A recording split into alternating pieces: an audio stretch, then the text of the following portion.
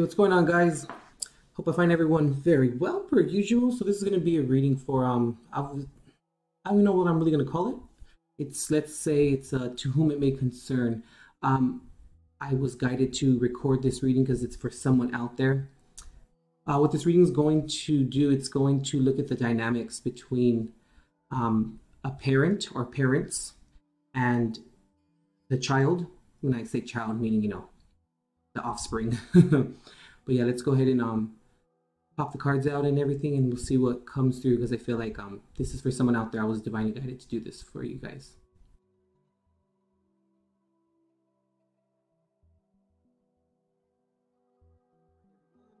The cards are here in my perspective. Just want to be able to get this reading out for you guys. Like I said, I was divinely guided to do this. So what this reading is going to entail is it's going to be the dynamics between parent and child. Now, when I say child, it can be, an actual child, or it can be someone who's, still living with their parents and they're 27 years old. You know what I mean? It's just the dynamics between the relationship between mother, father, and child. Or if if this resonates with you, but you only have maybe one parent, still apply it. This top row here is the parent or parents, and then the bottom row here is the child or the offspring. Let's say, it's kind of funny to say that, but anyway, guys. So at the top row here, what we have is we have Justice reversed, the Nine of Pentacles reversed, we have the Star card, we have the King of Cups and the High Priestess. Down here for the offspring of the child, we have the Ten of Swords, the Nine of Wands reversed, the Sun card, Eight of Pentacles, and the Queen of Cups reversed. You guys hear any background noise? Sorry about that. Please excuse it. I was just pulled to do this reading for you, for someone out there. All right, guys. So someone feels here like they got the shit end of the stick. And there's a very interesting complex here, because it's like the parent or parents. I'm just going to say parent. The parent just really feels like they didn't do their job correctly, you know what I mean? Or whatever expectation that they feel like they placed upon themselves and upon the child as well. Like they didn't fully complete the task to the best of their ability. There's something here that has to do with, like, they feel like the parent feels like they lost their temperament a lot. What I'm seeing here too, there's a big play off of each other's emotions, which kind of led to, or was leading to, emotional manipulation. But on both ends here, I'm feeling, because not only does the parent really feel here like they let themselves down regarding their own outlook or their own morals and ethics that they carry regarding being a parent, but with the Ten of Swords here for the child, they not only feel like they failed themselves, but they also feel like they failed the child, because the child hit rock bottom. Now, if this is an older individual, teens or up, the parent is responsible for that for a little bit. But at the end of the day, regardless, the parent will carry that type of regret or guilt upon themselves, It's, yeah, okay, interesting. The child gave up, and then eventually the child, through frustration, through not being understood, through feeling like they hit rock bottom, what ended up happening was that they no longer wanted to conform, to an authority figure telling them, or providing guidance for them, or however the household was ran. The child didn't want to no longer conform to that, and kind of took a radical approach, which then further, made the parent feel that much more like a failure, or made the parent feel that much more just inadequate. And I'm really getting here, guys, that maybe the child or the parent was very suicidal towards the end here. For some of you, it could have been maybe like a fight. It could have maybe began like the initial catalyst for the continued argument may have been over like pets or dogs or something to that effect. But either way, hmm, the parent just feels like they failed themselves as well as the child here. And when the parent came to that realization, whether it's true or not, it's how we feel vibrationally about ourselves and our situation. So whether the parent really feels, if the parent feels like they failed themselves and they failed the child, why would the child then look up to the parent or look at the parent as a guardian or someone to hold respect for if the parent was already feeling inadequate, which led to the parent not being okay, it could go either way because the parent can either be too overbearing, operating from fear, or the parent can then kind of go into a depressive state and then be that much more lenient or try and intervene with guidance for the child or with try to intervene with just telling the child what to do or how to operate or the rules of the household at sporadic times. So it was an inconsistent type of child rearing, which then led the child to also lose respect or to not hold so much respect through this inconsistency, right? What ended up happening was that the child then knew over time what they can get away with and what they could not get away with, which was then playing at the emotions of each other. So it really just became a game of like, I want to say cat and mouse here. But one thing that I'm really hopeful and glad to see within the spread is here in the direct center. We have the star card and we also have the sun card here. This is a great combination. It means that things are going to come to light, and things are going to be shown, and truths are going to be revealed. Truths are going to be understood about, the dynamics of the relationship, and healing is now being implemented. I feel like from both sides, but especially from the parent as well. I'm feeling like the parent now has maybe come to the point that they must forgive themselves, and they realize that it really was just the way that things played out, the way that it was supposed to. And the child is also learning here too that they can only push the envelope so far.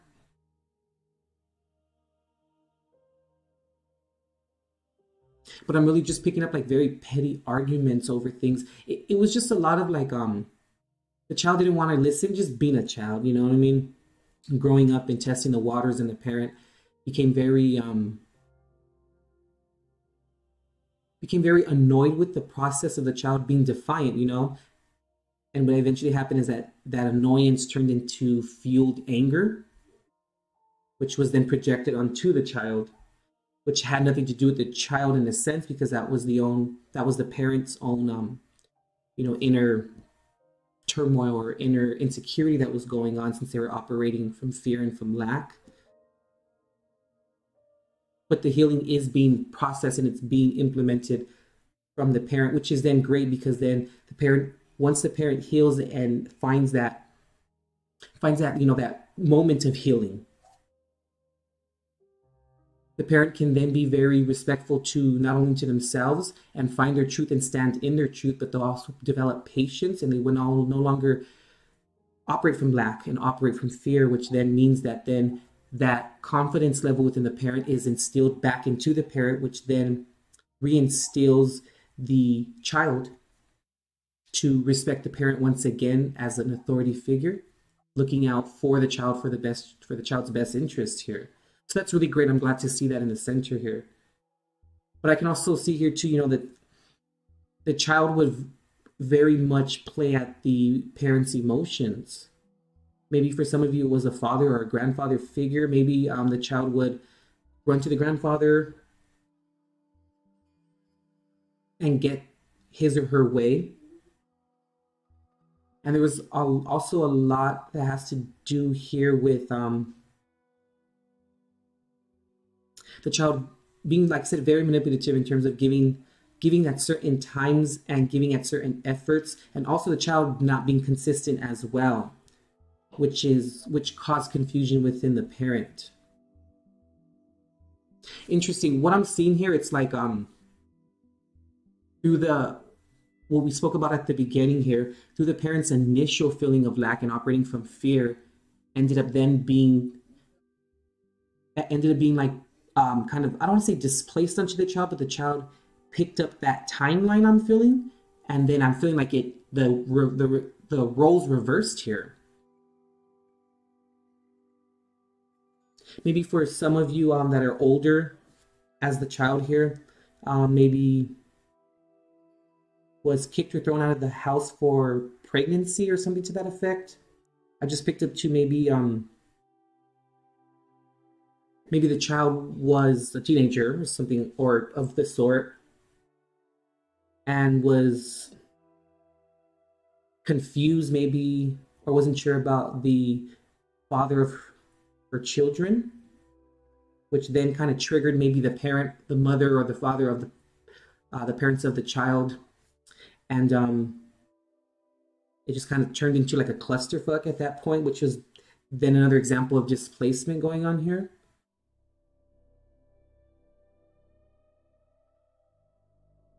But the parent here has now come to a point where, like I said, they're starting to trust themselves and they're starting to really trust their own intuition as well. And also I'm feeling here like the parent also learned through this process. Sometimes the parent, as parents, we have to realize that, we also learn from our children as well. Our children teach us a lot about ourselves. The child, just as much as the parent teaches the child teaches the parent as well. Regarding, it could be like a mirroring effect going on. And if it is a mirroring effect, the parent will then have to take that end of the responsibility, in terms of like recognizing that within them so that they can then not develop that into a trigger, which would then be detrimental to the relationship between the parent and the child. And also as well, like let's just say here that the parent went through something that the child is currently going through, and it was very painful on the parent, very emotionally taxing on the parent while they were going through it when they were younger. If your child is going through that same type of issue, the parent was once there, so then the parent should have that much more concern and understanding, and come from a place of from a heart-based perspective regarding supporting the child through any avenue as to which the child needs to improve their own self-worth. The parent should be that much more supportive, because I'm a firm believer in no one truly understands until they're the one standing there, and when we are, and if and when we were standing there at one time, we are held that much more in regard in terms of approaching the situation with compassion, understanding, loving, and coming from a heart-based perspective and reality.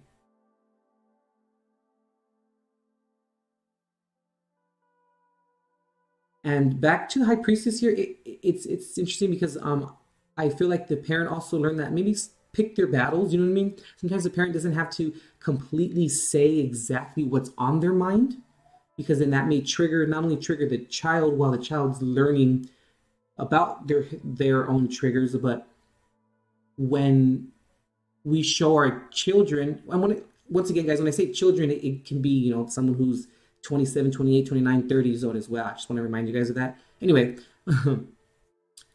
when the parent then displaces onto the child then learns where the waters can be tested and the buttons that can be pressed, and that leaves room open, the door open for emotional manipulation from the child.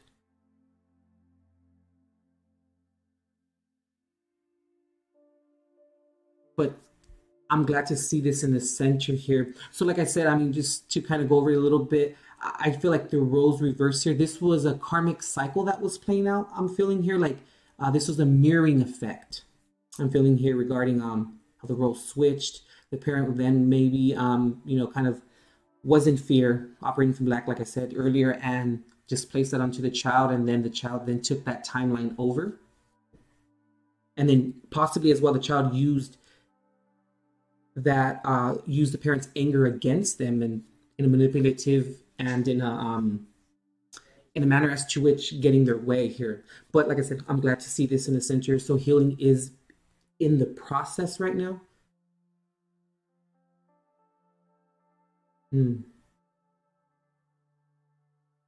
Interesting. Okay, let's see. Let's pop out one card here for the parent, let's see.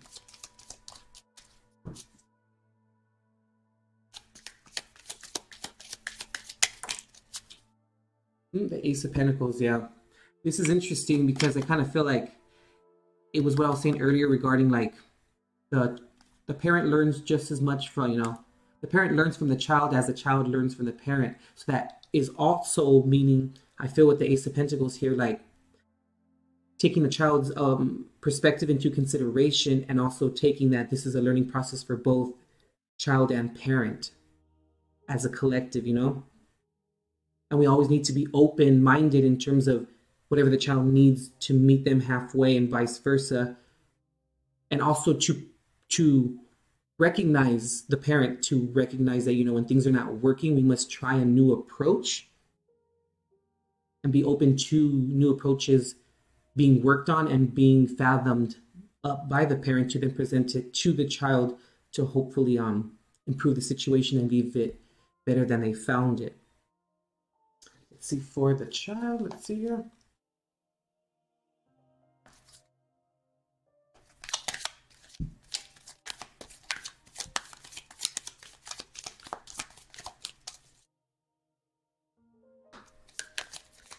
We're definitely needing to take each other's opinion into consideration and look at situations as triggers and not as okay,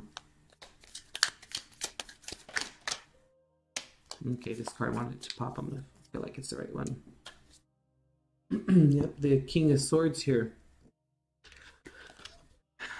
The child is it's funny. The child is always going to be completely honest. It's like the old saying goes, when you have children, now I'm talking about like, toddlers and of the sort. When you have children,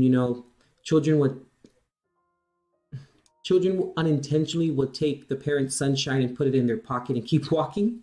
You know what I mean? And I'm feeling like, in saying that, I feel like a lot, okay, interesting. This is coming through too. So in saying that about the sunshine, we also have to remember that sometimes children have a tough time explaining their emotions or even understanding what their emotions are, what they mean, dealing with their own timelines karmically. And they're just learning about emotional stability, So in saying that, sometimes the parent has to then look at the child and then say, okay, what is the child really saying and portraying through their actions?